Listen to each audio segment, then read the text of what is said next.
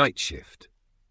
It was the night before Christmas, 1951, and the factory was shrouded with dense, freezing fog. It was warm enough in the canteen, though, and Nigel Clark, chemist, junior grade, pushed his back a little harder into the radiator against which he was seated and sipped at the mug of scalding tea he had just purchased. Nigel had been employed at the factory for only a few weeks and was nowhere near fully trained. He had been most surprised when summoned to the production manager's office the previous morning to be told that he would have to act as shift manager for the last working shift before Christmas. It seemed that all other suitable persons had been rendered incapable by the influenza epidemic which had swept the factory and a good part of the rest of Somerset. The factory did not usually work an evening shift on Christmas Eve, but due to Britain's involvement in the UN conflict in Korea, there had been a recent upsurge in activity, hardly surprising, as the factory manufactured the explosives that went into shells and bombs. Nigel had, as yet, had little time to become acquainted with the workforce. Tonight he was with Rota B, who seemed a decent enough bunch. Many had been employed at the factory during World War II and, seeing a new face in their midst, were taking the opportunity of regaling its owner with anecdotes of what it had been like back then. "Course," went on one old charge hand, "in them days there were nigh on 200 blokes in of a shift, not like now with only 30 of us." "Well, they do say as times is changing, what with this Korean business," said another. "'Tis most likely that us numbers will be on the up before long." Nigel drained his mug. "Well, I'll see you gentlemen later on. I think I'll just pop over to the ovens. You've got someone over there, haven't you, Jock?" Albert McGowan, known universally as Jock, was the Rota B foreman. Dour and craggy-featured, he had been at the factory since the beginning of time, or so it seemed. "Aye, there's old Bob and Gerald Haggett over there. They've only to take off the last batch of 8812. If it's dry, then they've done," responded Jock. The explosive drying ovens were located in a building known as 1004Q, over at the far eastern extremity of the factory site. Apart from this one working building, the surrounding area was deserted, desolated almost. It seemed that there had been some sort of explosion there during the war, and with the subsequent turn down in business, and hence explosives production, there was no motivation to spend money on clearing up. The lighting, at best sparse in the rest of the site, was non-existent in this eastern wasteland. "Ah, good," said Nigel, getting up. "At least I have already met those two." "Just a minute, young sir," said the first charge hand, Jethro House by name. "You'm going over to the ovens at 1004Q tonight?" "Yes, I know it's very dark over there and foggy and that. I know I'm new here, but I don't think I'll lose my way." "Ah, 'twas not the darkness or the fog I was worrying about." Jethro glanced around at his companions in the snug, well-lit warmth of the canteen. "Did you know that tonight is the anniversary of what happened over there during the war?" "No, I didn't." Curiosity got the better of Nigel and he sat down again. Despite several requests on his part, no one had actually explained what had happened that fateful Christmas Eve of 1943. "Would you care to enlighten me?" Jethro glanced around again, as if in askance. He received several nods. "All right, Mr. Clark. As you seems a decent enough young gentleman, I'll tell you what there is to tell. 'Twas the night before Christmas back along in 1943. Me and young George here," he indicated one of his grizzled companions, "was part of the TNT plant crew. Course, in them days we worked right through Christmas, New Year and all. Wartime emergency. It was... Anyway, it was a night just like this and all freezing and foggy. It was just gone 8 o'clock and George and me had just cycled over here for our break. We was the last two to get out. 'Twas this German bomber, you see. Hinnicle, they said it was, afterwards. Been on a raid to Bristol and gotten lost, dumped his bomb load on the way home, so it wasn't even intentional, like. There was no way he could even have known there was an explosives factory underneath him. He even came back here after the war and apologised. The pilot, he laid a wreath. Decent enough bloke for a kraut. Anyways, they must have forgotten to unarm the bombs.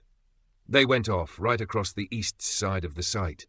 They destroyed the Tetral plant, the TNT plant, and one of the 2 sets of ovens.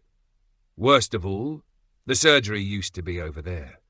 2 sisters and 6 young nurses were killed, along of 20 blokes from the buildings and a young chemist fella. 'Twas the worst disaster we've had happen here. There was complete silence. "Gosh," breathed Nigel eventually. "It's ironic, isn't it? I was told that the factory never got bombed during the war. I suppose that is strictly true." "Ah, 'tis true enough," agreed Jethro. "'Twas always so misty round these parts the buggers could never find us to bomb us. So what has that got to do with my proposed visit to 1004Q?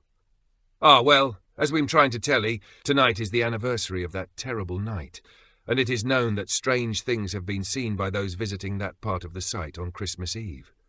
"Oh, come now," said Nigel, giving a nervous laugh. "You're not trying to tell me that the factory is haunted?" "Ah, the factory be haunted all right, young master." Young George spoke for the first time. "It just be a lot worser over there on Christmas Eve.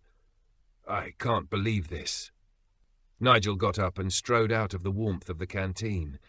"Och, I would not think too much on what those daft old buggers are saying," said Jock. "It's only their way of trying to spook you a little."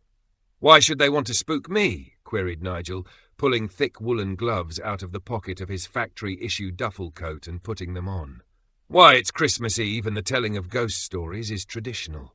I expect that tonight there's many a wee bairn going to its bed shaking with excitement in anticipation of what Santa will bring and shivering with fear from the stories it's just been told." Jock pulled his bicycle from the rack outside the canteen entrance. "No doubt I'll be seeing you over here at break time?" "Yes," replied Nigel. "Just after 8, I think." He pulled his own machine from the rack, mounted it, and rode off eastwards into the fog. He knew this part of the factory site fairly well. He turned northward onto the main factory thoroughfare and rode past the administrative buildings, the laboratories and the surgery, which appeared of more recent construction, and now he understood why. He came to the crossroads that marked the geographic centre of the site, and turned right onto the only road that led to the eastern section. As far as he could recall, this road led only to building 1004Q, so as long as he stayed on it, he would not go astray. There were other buildings, but they were not currently functional. In the freezing night fog, the factory took on a completely different appearance from its familiar daytime aspect. What he knew in daylight to be brick buildings within grassed, blast-restricting earthen mounds now became vast white blobs which loomed at him from the swirling vapours. He passed the last building that he knew was still in use at the eastern edge of the central portion of the site, and with it he passed the last of the functional street lighting.